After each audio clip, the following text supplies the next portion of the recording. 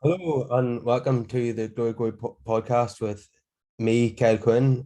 And joining me today for the first time this season is Chris Nugent due to broadband issues. Great to have you back on the show, Chris.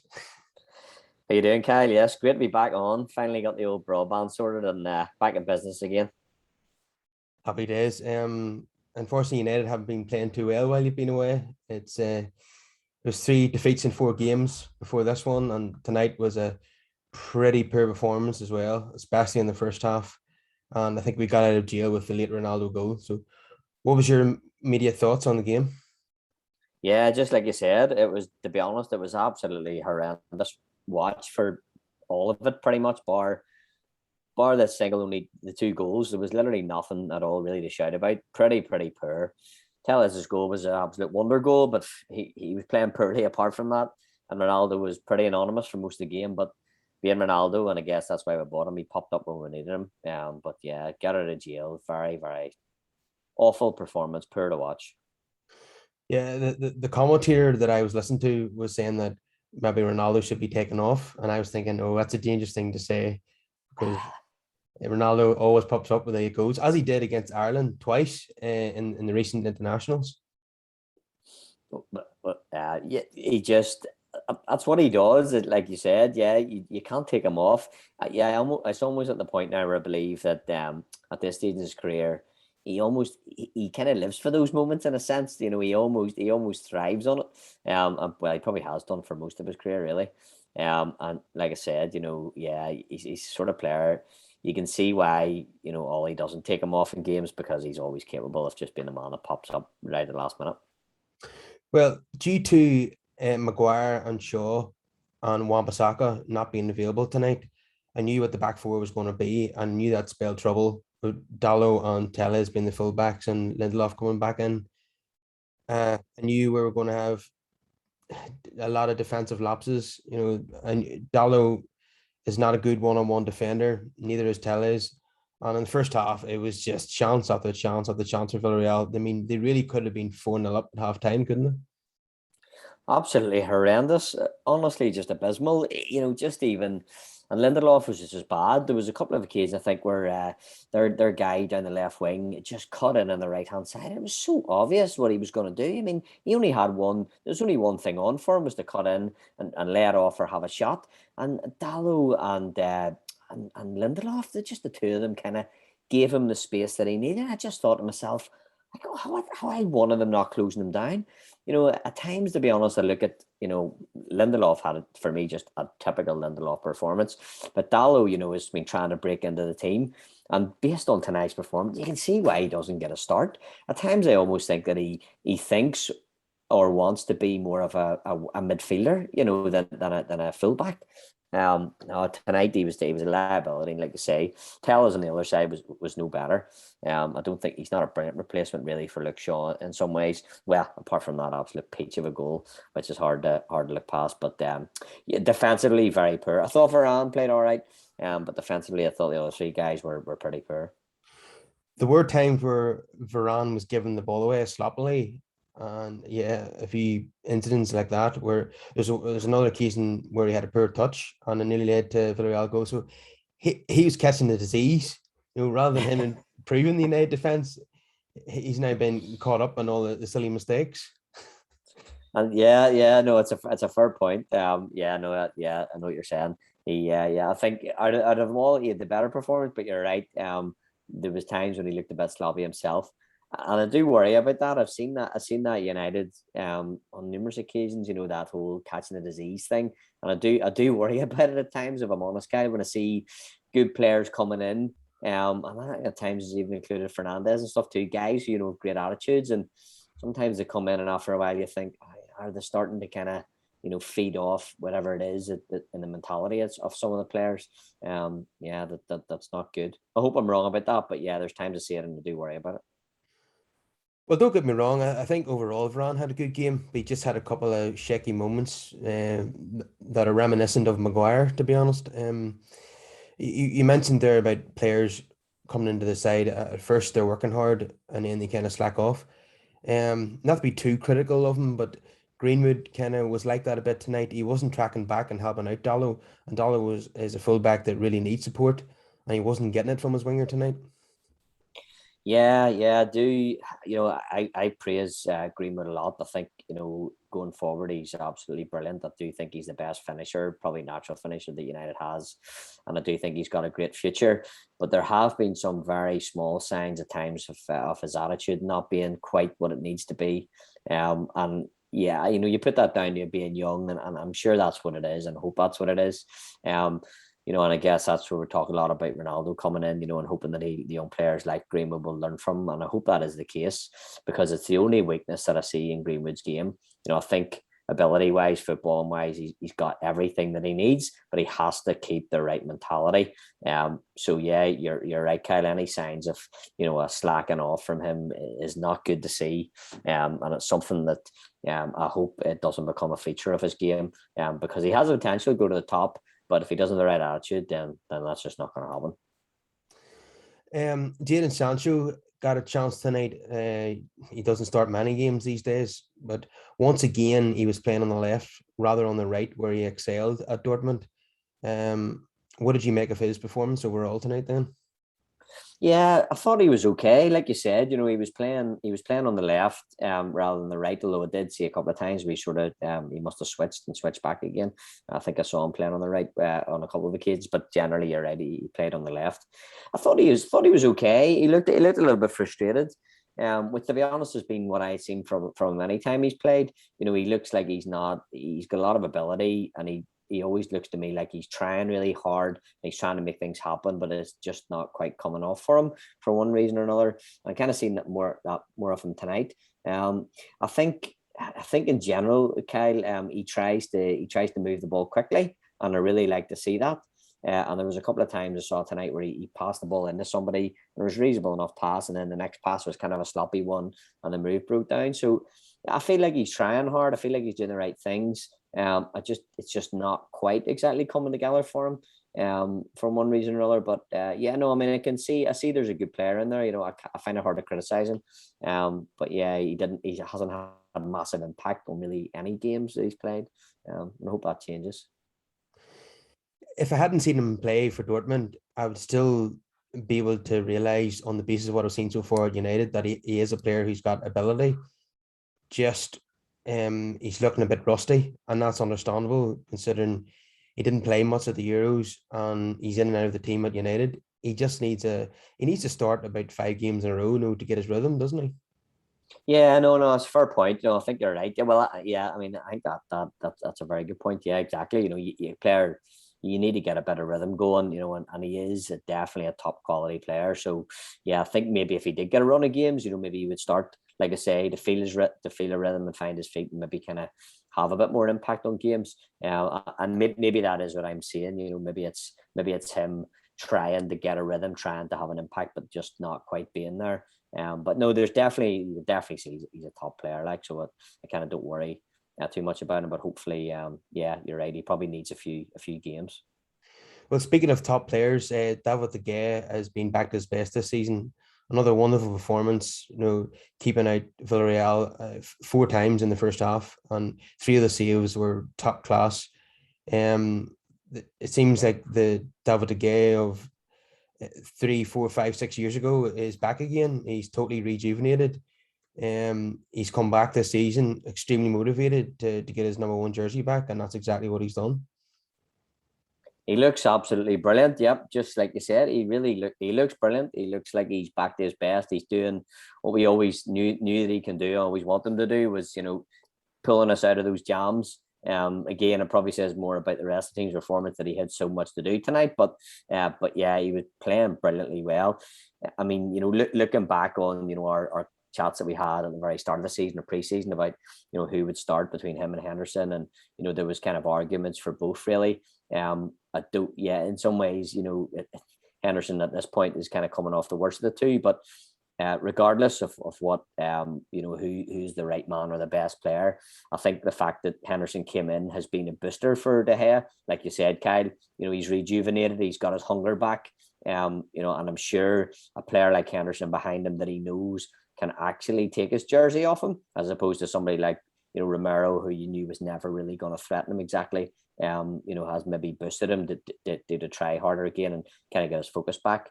Because he always had the ability. It was just that it seemed like his head had kind of gone. But it's looking now like he's back on track. So yeah, hope that continues. Okay, we'll come on to the manager now. Like I said earlier, we had 3 defeats in 4 games going into this. Tonight wasn't great either, even though we got the result. Against Aston Villa was particularly poor. The manager playing uh, 2 defensive midfielders, his favourite duo, McFred, against a Villa team that were playing a 3-5-2. It didn't make any sense. He took 81 minutes to bring Cavani on. Um, what are you making of Solskjaer's decisions recently? I mean, tonight again, bringing Fred on at left back for Telles, that didn't make any sense. He had 2 goalkeepers on the bench. I don't get that either, even though that's a small issue.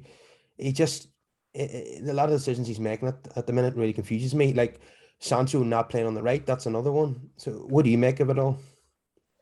Yeah, I agree. I find some of the decisions tonight completely and utterly baffled me. And it's the same as we've seen, most of the season. Usually the team that starts, or McFred, as you say, I generally look at the teams and go, that probably is our strongest team. De Gea nets, Varane alongside, Maguire, Lindelof, or whatever. Shaw when he's able to play, Wan-Bissaka, etc. And you look at what we have going forward. We've got Fernandez and Pogba, although Pogba frustrates me massively. Greenwood, Ronaldo. Sancho, although he hasn't been playing a lot, but it's not that often that I look at the starting 11 and go, it's awful. Usually I go, okay, it's reasonable. But like you said, Kyle, it's often his in-game management that just completely baffles me. Like tonight it seemed, I mean, I guess, all right, you look at the result and you say, okay, he made the right decisions. Cavani came on eventually and had an impact on the game. Ronaldo didn't come off when he could have been, say, taken off for Cavani, and Ronaldo got the winner. He brought on, 2 defensive substitutions. Villarreal had been all over us, and we didn't then concede again. So you might be able to say, okay, at the end he was justified, but it was just so marginal, and it just seemed like Ronaldo got us out of jail. It's hard to say that what Solskjaer did, was good, or his decisions were what won the game. We just looked so poor for so long. We looked like we were going to concede all the time until we did, and afterwards, and we never really looked like scoring. So it's hard to say that what he did was, yeah, it's hard to say that he made the right decisions. And like you said, I mean, bringing on Fred to put him at left back makes absolutely no sense whatsoever. Even when he brought, he brought Pogba off, which I thought was a good decision for Cavani, and you would look and go, okay, that means you need somebody defensive and back in midfield. But actually, Paul Pogba doesn't offer much defensively. So in a way, what difference really was it going to make defensively? Taking him off, and then having to bring Manic on because you needed somebody to cover what Pogba was missing. But Pogba doesn't offer a massive amount in that way anyway. I just don't see. I don't see the decisions being good. But I mean, if I'm honest, Kyle, my biggest issue with the performance tonight, and it's been the same for a long time, is this sloppiness. It's this lack of urgency. I see it week in, week out, and even from good players playing the ball behind people, not playing the ball into the right space. Taking extra touches that don't need. I just can't understand that. And I watch, dare I say it, I've been saying it for so long. I watch Man City, I watch Liverpool, I watch Chelsea, teams that work hard, they look like they're hungry, they're willing to be direct, they move the ball fast, their touches are good, their 1-2s are quick, they're playing in triangles. It's slick. Why with the players we have are we not capable of doing that? I just can't. I just can't get my head around that. Can't understand it. Well, as we know, Chelsea, Liverpool, and City have all got coaches who are regarded as world class.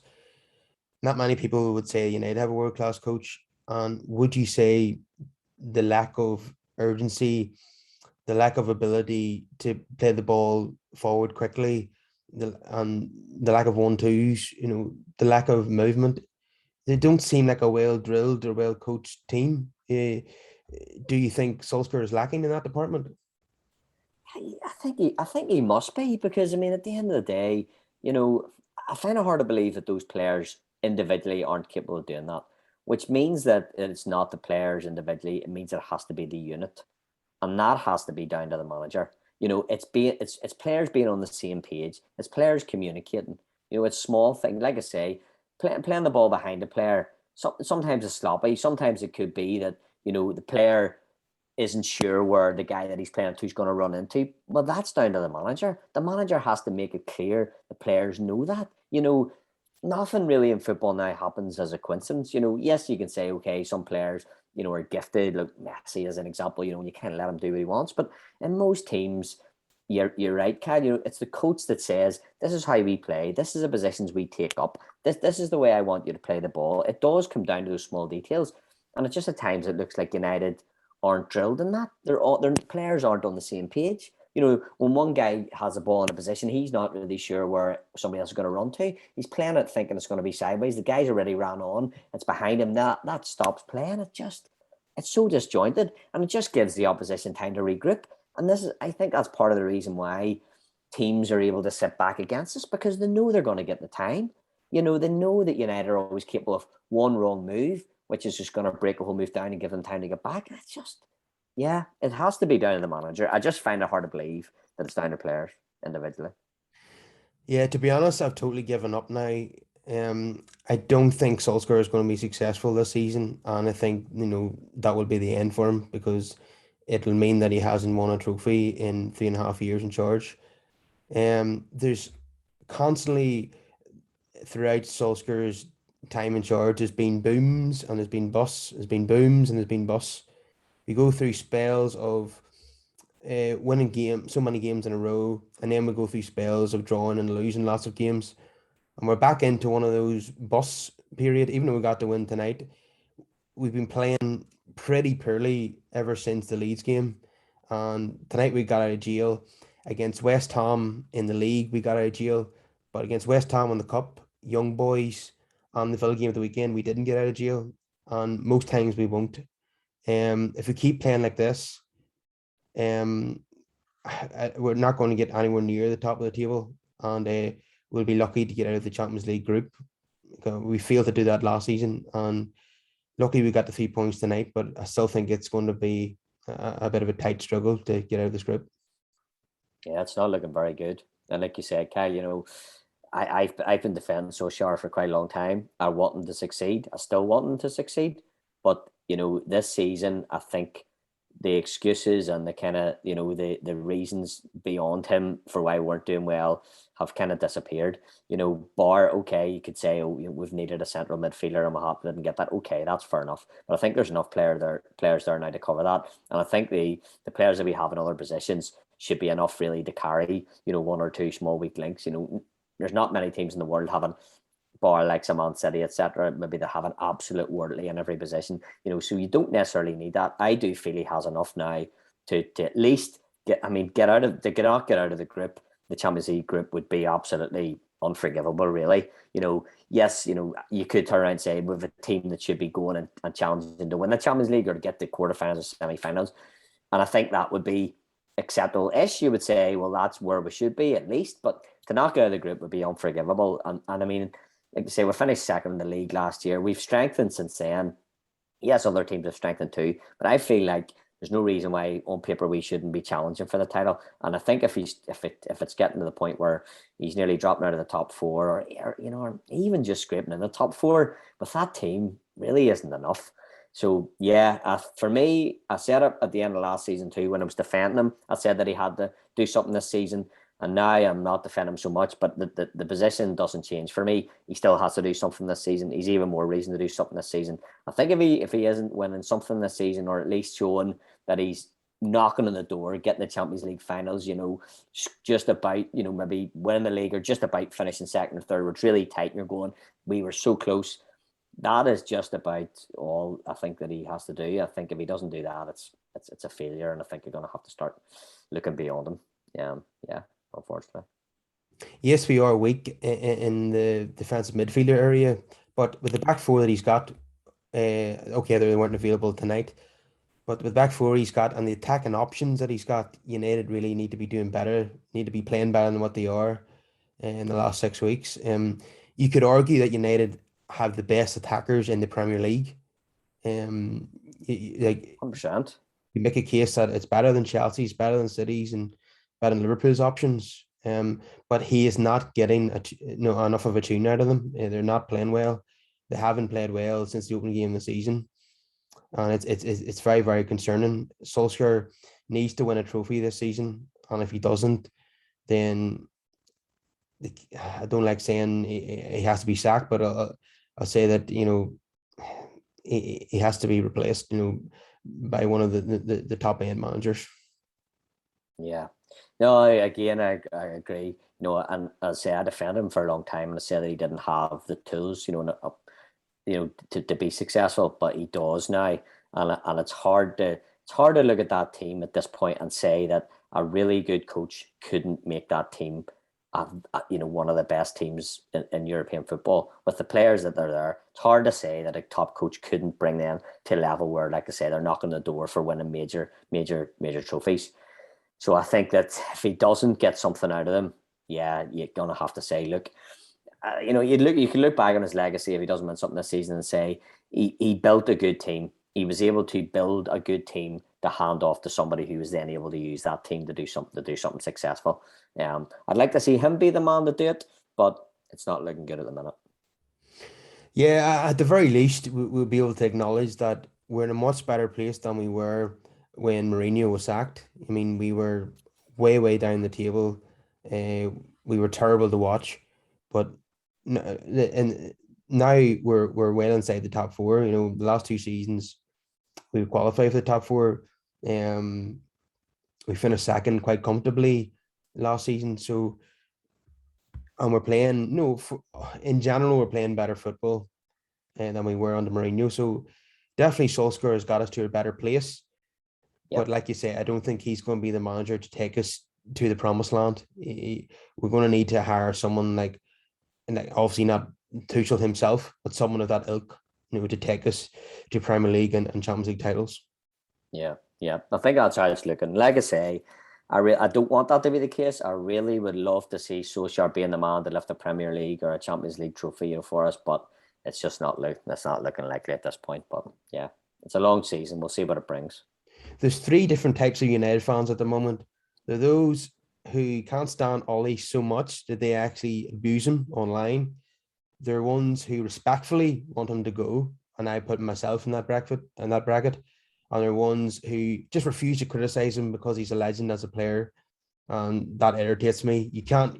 There's when you're on Twitter or Facebook, you can't criticize Ollie, or the Ollie inners will come after you and say you're not a true United fan, and that really winds me up as well. There's a real division in the fan base at the moment. No, there definitely is, and I think there was last season too. I mean, last season, I guess, yeah, I seen it as Ollie in and Ollie out, and I guess I was Ollie in, and I still, yeah, I don't want to say I'm Ollie in because I don't think it's as black and white as that anymore. Like you said, Kyle. I mean, my approach to it has always been try and look at the thing on balance. Try and look at everything that's going on at the club. Try and look at where I thought the problems were or who was to blame for the problems. And I looked at times at the players in the pitch and I thought, I don't think Ollie quite has what he needs. So I think that it's hard to tell if it's him or it's the players.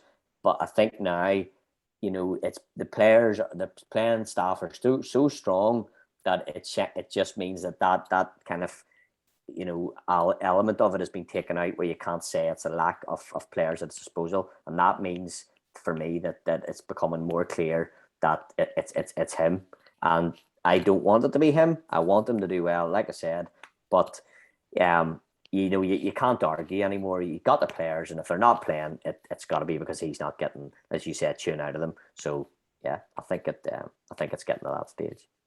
I think he'll be given a stay of execution, especially while Woodward is still in charge, because Woodward won't want to admit another mistake.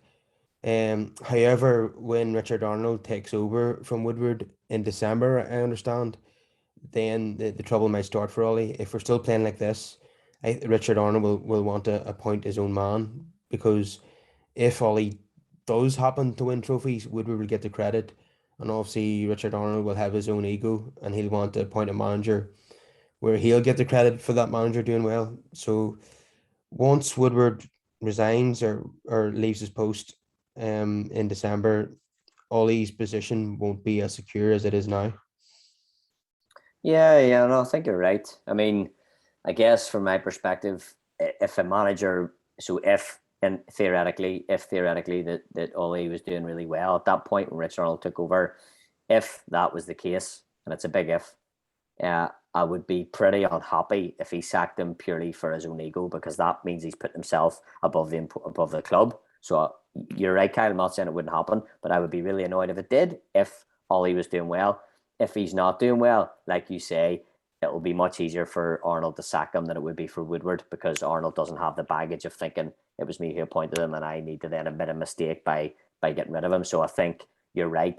I think if he's doing well, he should be safe, and I would be disappointed if he was doing well if he wasn't safe. But if he's not doing well, he will not get the same time that you, as you say, that Woodward would have gave him, and I think that's fair, because at the end of the day, it's a results based business, and I mean, I'm still skeptical that United at the board level want anything more than top four.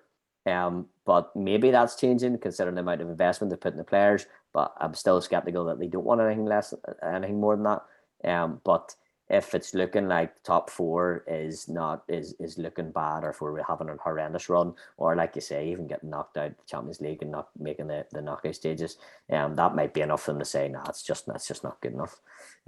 So yeah, so again, I think it'll depend on results. I hope it'll depend on results, because that's what it should depend on. It should really be down to results. But it'll be interesting to see what happens. No, if we're in better form when Arnold takes over, I don't think he'll get rid of him. But if we're still playing like this, I think he will. He'll look for an excuse to bring in his own coach. Obviously the United board isn't as ruthless as Abramovich, because I think he'd be gone already if Abramovich was calling the shots, don't you?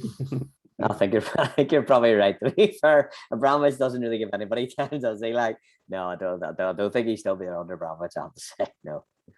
Well, getting rid of Lampard and bringing in Tuchel proved to be a very successful decision. They've won the Champions League and the European Super Cup, and potentially they could win the Premier League this season as well. So, a very, very astute decision to bring him in.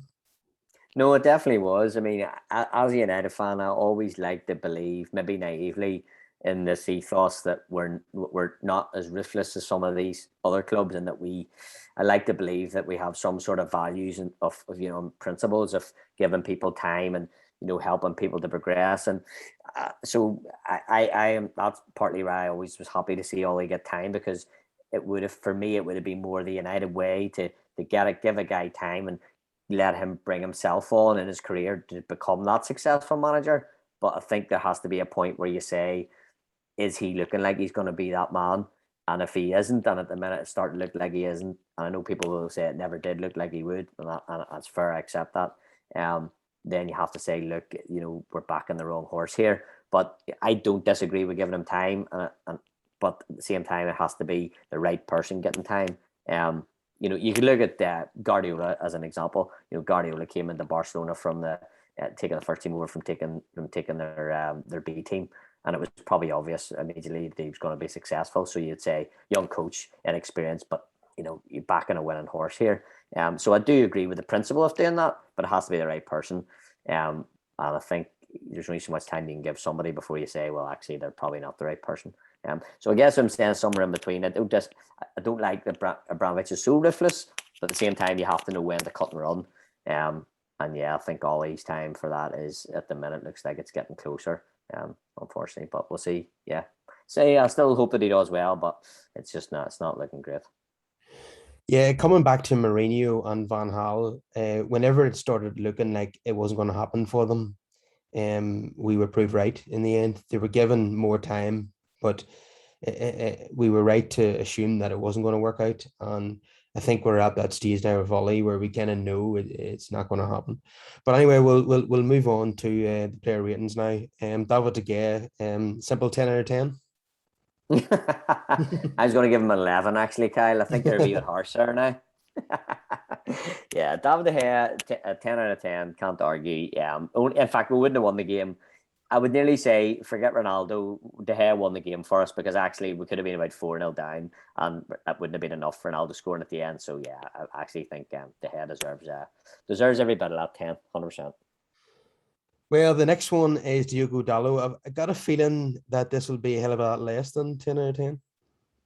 It'll be a wee bit less, maybe 6 or 7 points less.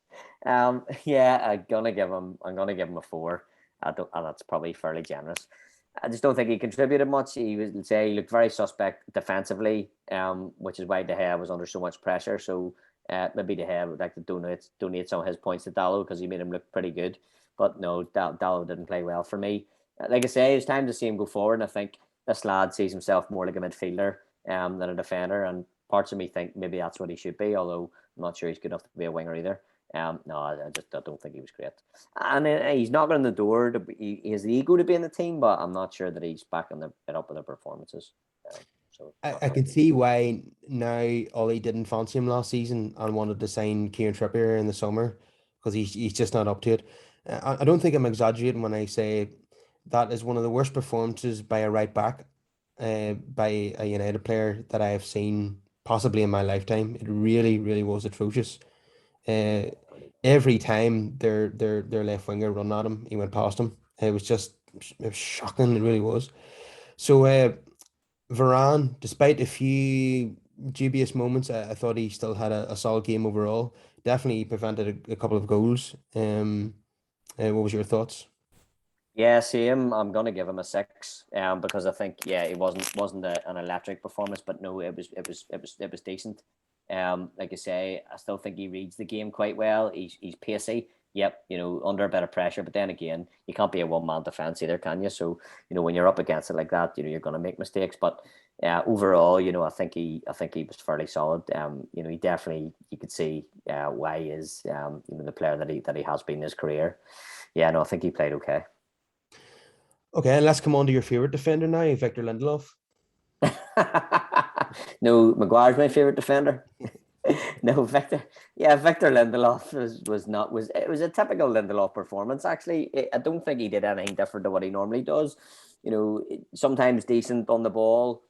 Plays the ball out from the back and looks good, but typically weak defensively and making mistakes. You could argue, okay, he's playing the right side of defense, and Dallo's playing, at right back, and he sees that Dallo's having a stinker, so maybe he feels the need to, I don't know, get himself out of position, or maybe he feels under pressure to cover and stuff like that, potentially. But no, I just don't think he was particularly good. I said to you before we came on there was one particular occasion, like in midway through the first half, where you say the left winger was running at Dallo, and he cut inside, and it was so obvious there was only one thing he was going to do. They were going to lay it off to somebody, or he was going to have a pop.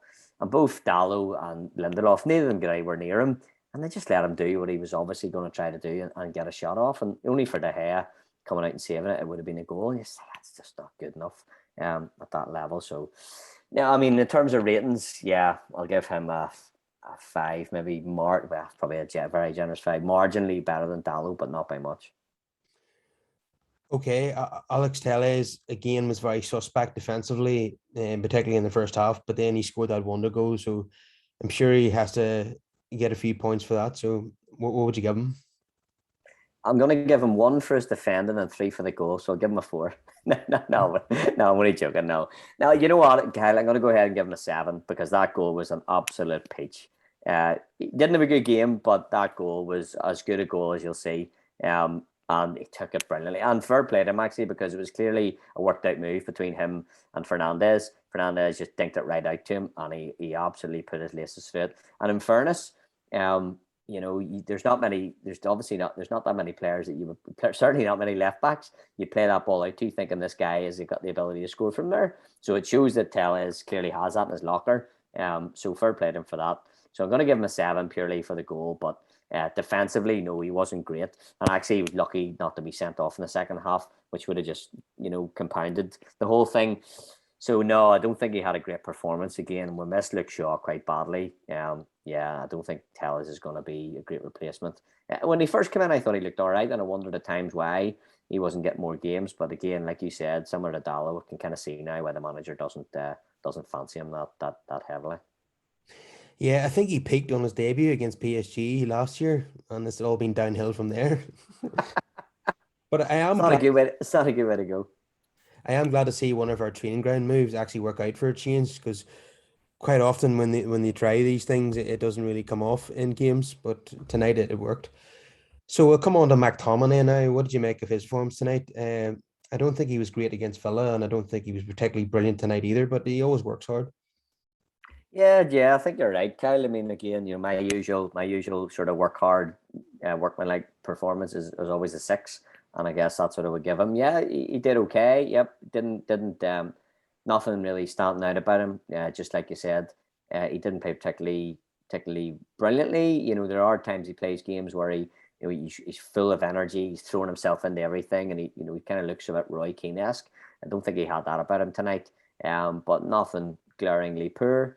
Didn't make any massive mistakes. Worked hard as he always does, but you can't be said for everybody. So on that alone, I think he deserves a few points. So yeah, I think a sort of a usual all round kind of six for him. Yeah, for me, he's 100% a better player than Fred. And whenever Ollie decides not to use his McFred pivot, Fred has to be the one to drop out for me. It's McTominay every day of the week. 100%. Couldn't disagree. Okay, what about Paul Pogba and his new haircut? What do you think of his performance tonight? I'll give a two for his haircut, and I'll give a one for his performance. So three all around. No, do you know what? I'm actually not going to go and give him much more than that. I'm going to give him four. He actually really frustrated me tonight, as he does. And again, I talked earlier about this lack of urgency, and Paul Pogba for me is a big part of that problem. And the thing about it is, it's not because he's not trying. That's actually his game, and I understand that's fair enough. That's how the guy plays, and he's very talented. But there's so many occasions where he slows moves down and breaks up play because he wants to hang on to the ball, wait for the man to run into the space and play the Hollywood pass rather than just keeping the thing ticking over quickly. He doesn't just seem to know or want to know when is the right time to play a Hollywood pass and when's the time to just play a short pass fast into the man's feet that's going to keep the move going. And I just feel often it's because he himself wants the glory of playing a Hollywood pass, and it just frustrates me. So yeah, I find him really hard to watch tonight actually. So yeah, I'm going to give him a four for that reason. I know not everybody will agree with that. Not that he had a terrible game, but I just at times just find him really, really frustrating. Yeah, I don't think I'd be as harsh as a four, but okay, no problem. I can see the case you're making. You're obviously not a huge Paul Pogba fan. No, it's not that I don't dislike him, personally or anything like that. And he is a wonderful footballer. I just find that it's just at times on the pitch, he's just a bit of a prima donna. I guess that's it. He just looks to me like he wants to get the glory. He wants to always do the tricks and flicks. And there's a time and a place for tricks and flicks. Ronaldo does it. And, Messi does it. There's a lot. Sancho has done it. At Dortmund, there is a time to do that. But it's not whenever the ball's. It's not when you're on a break of a counter attack.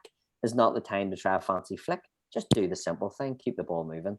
Yeah, he just frustrates me. But anyway, we'll move on. Okay, we'll come on to Bruno Fernandes now. It's very rarely do we ever criticize him, but he's always making things happen. He apologized for missing that penalty against Villa. If there's any player in that squad who doesn't have to apologize, it's him. He has been carrying us for 18 months. He's the reason why Solskjaer wasn't sacked in February 2020. There's no need for that man to apologize. And again, I thought he had a good game tonight. Yeah, no, he did. Yep, I'm gonna go ahead and give him a seven. I think. Yep, he had a solid game. Doing as usual, linking up play very well, linking up well with Ronaldo, trying to make things happen. Running kind of box to box. Yep, he had a really good game. Played really well. So it's hard to argue. And you're right, Kyle. I mean, he is absolutely no need to apologise. Even in games where he doesn't play well, he's still capable of doing something. I don't think he's had any game since he started playing for United, or very few games where you could say he had absolutely zero impact and he did absolutely nothing or didn't try. He never has games like that, the way like Martial at times has, where he's playing bad and he's not even trying. Bruno always puts in 110%. So yeah, no, I as you know, I really like him. I find him hard to criticize. Yep, he had a good performance, so I'll give him a seven. Yeah, and he was captain tonight, and I think that role really suits him, in my opinion. There's lots of the fan base who would argue that he should be the club captain rather than Harry Maguire. Would you go along with that?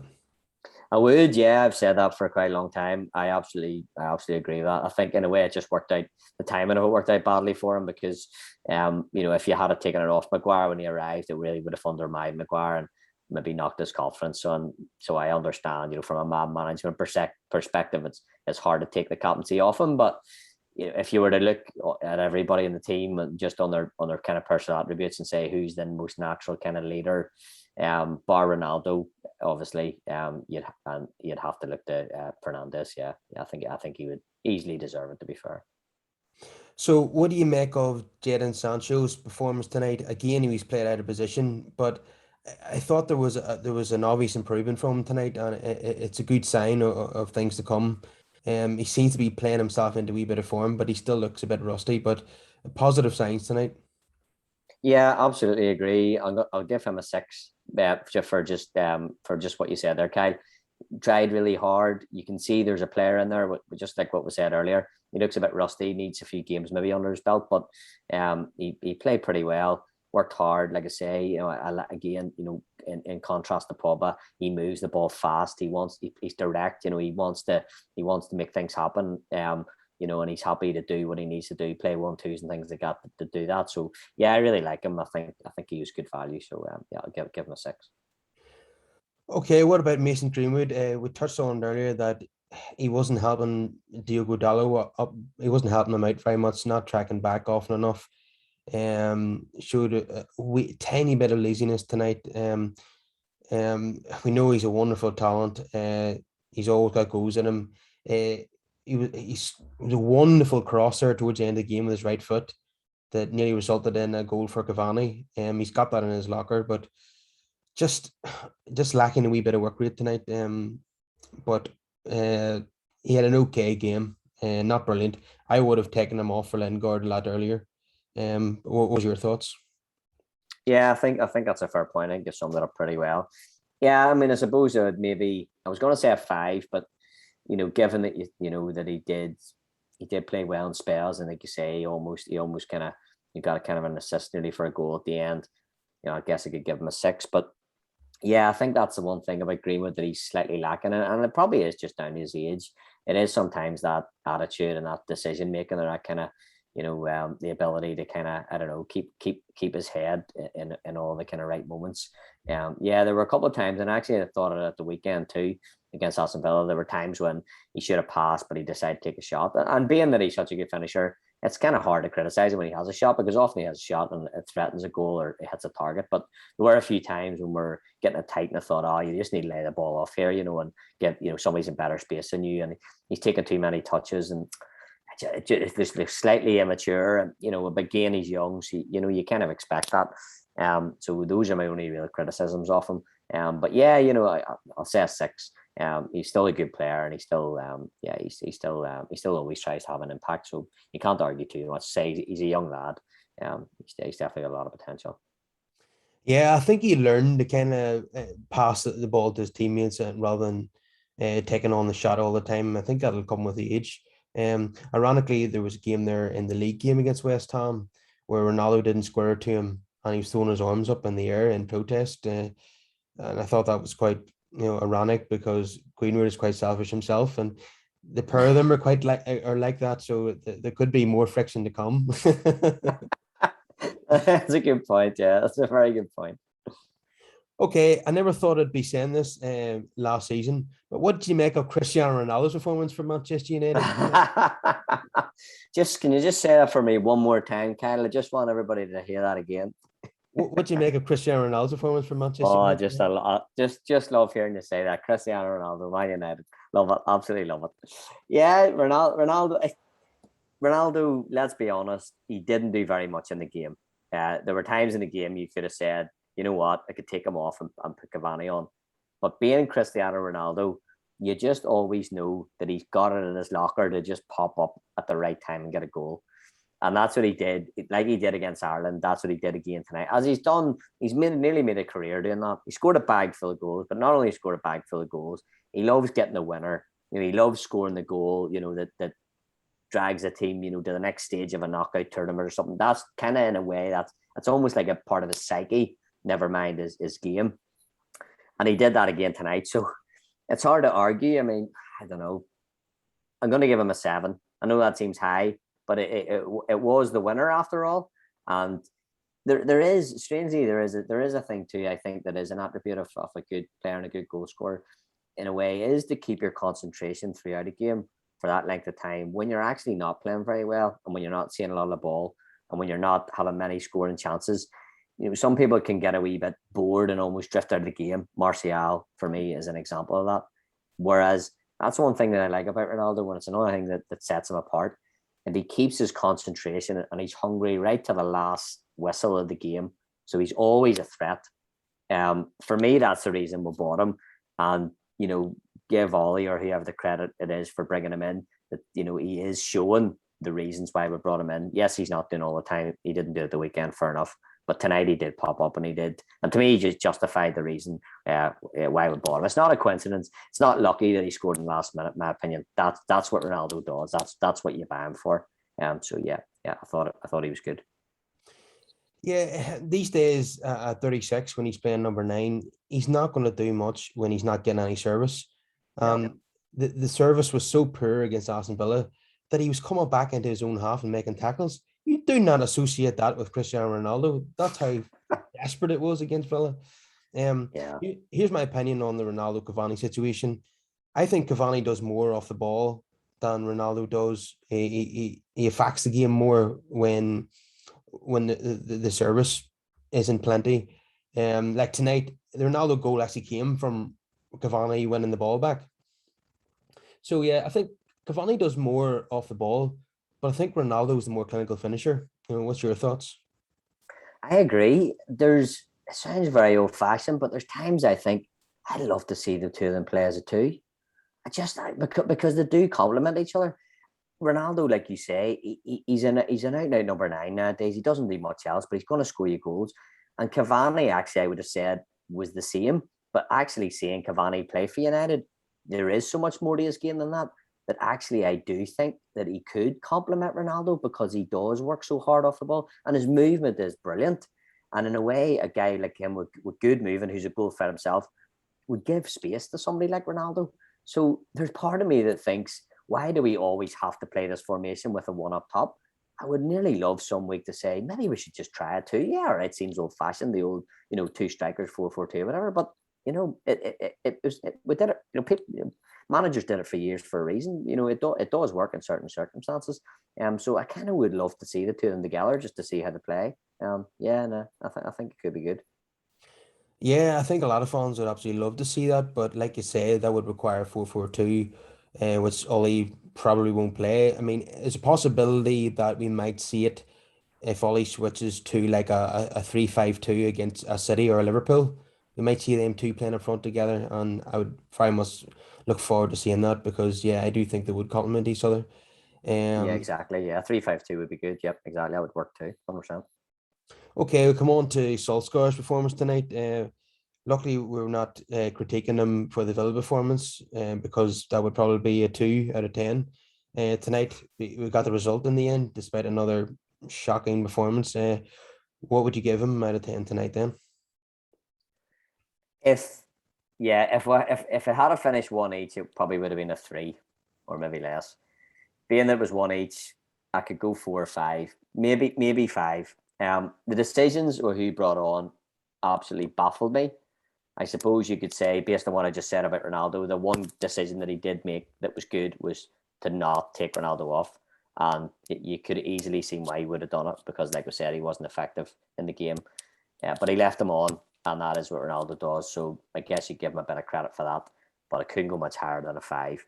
And again, take out this game, maybe a 5 in this game overall, but in general, still too sluggish for me. And breakdown of communication, I don't like to see that, and he has to take the blame for that. So a 5, but probably at a push.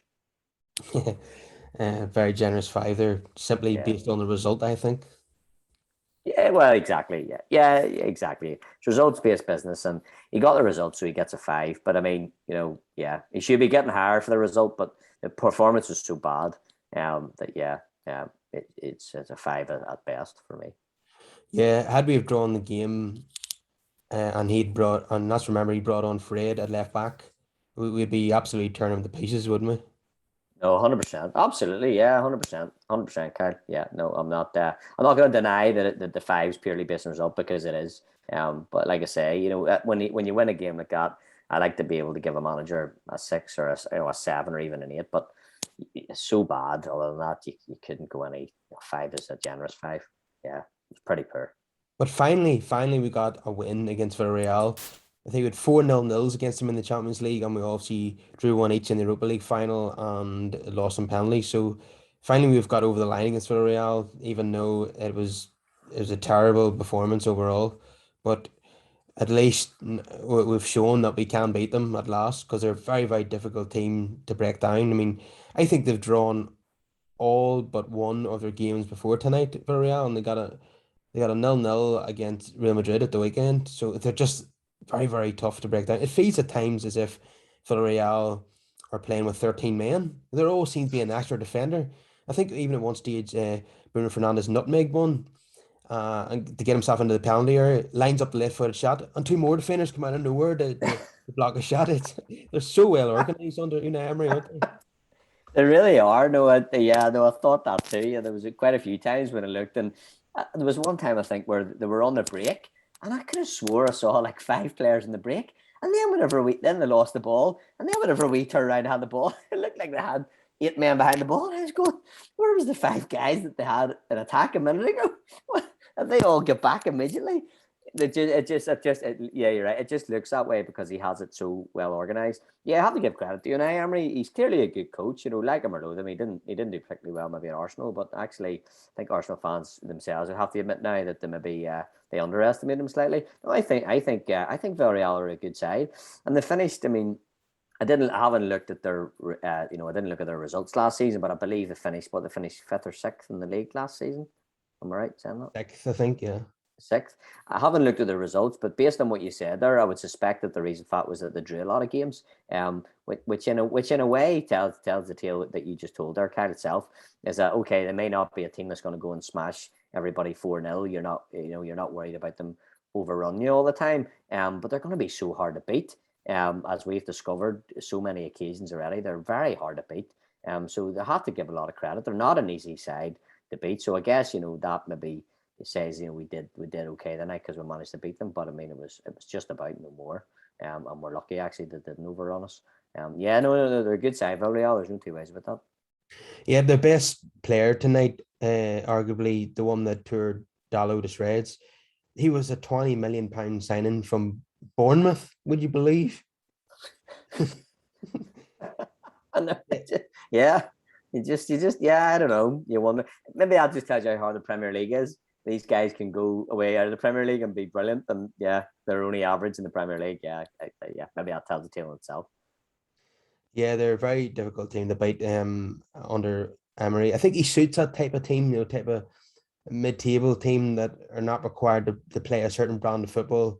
They're not expected to win the league. Arsenal may be too big a club for him. Expectations may be a bit high, where he suits, maybe a Villarreal or an Everton or someone like that. I think that's his type of club.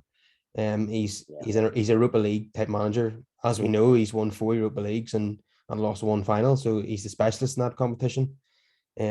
So yeah, I'm glad that we finally got a win over them, even though it was papering over the cracks to be quite honest. But just one more point I want to bring up, and that's Jesse Lingard. Is he perhaps a wee bit unfortunate that he's not in the starting 11 because he's come off the bench a few times this season and had a big impact. And again tonight, he had got the assist for Ronaldo and he nearly scored himself. It was a good save by the keeper to deny him. Is he unlucky not to be in the starting 11?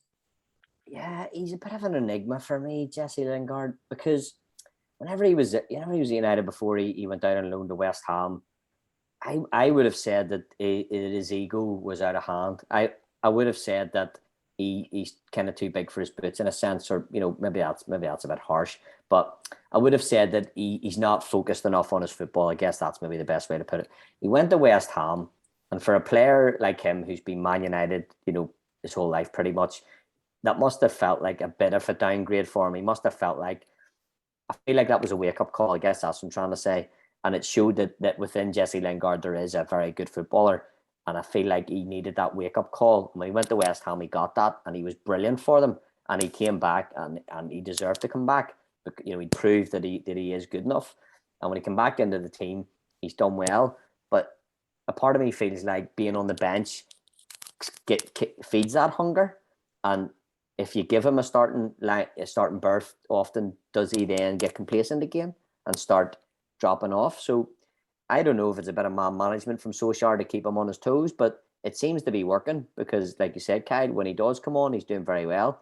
And that's always it's the same as Solskjaer was himself. There's always that thing when somebody's a super sub, are they so good that they should start? But then again, it's because they're a sub and that hunger that's in them that makes them so effective when they come on. And that's a brilliant option to have. So that's a difficult one.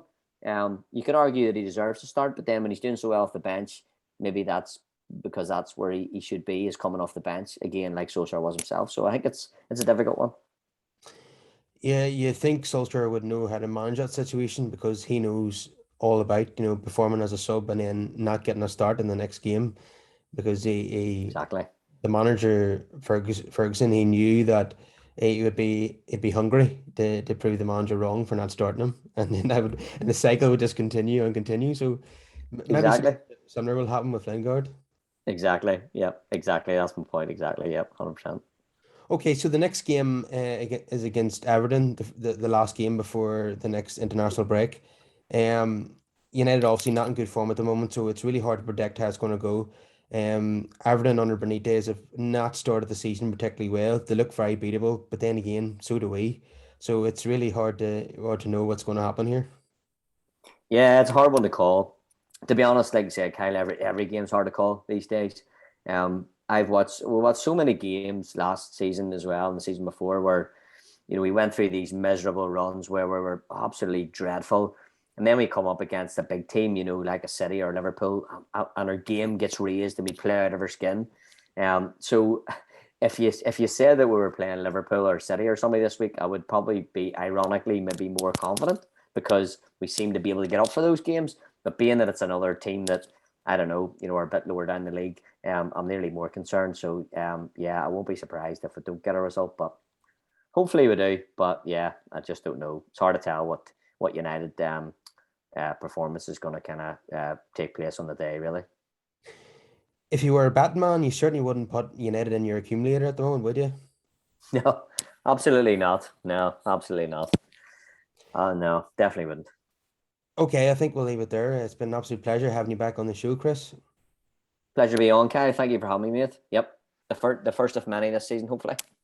Okay, so for everyone who's watching on YouTube, can give us a wee like on the video, and if you're new here, give us a wee subscription, and we'll see everybody on Sunday. Later, Chris. Take care. Good luck.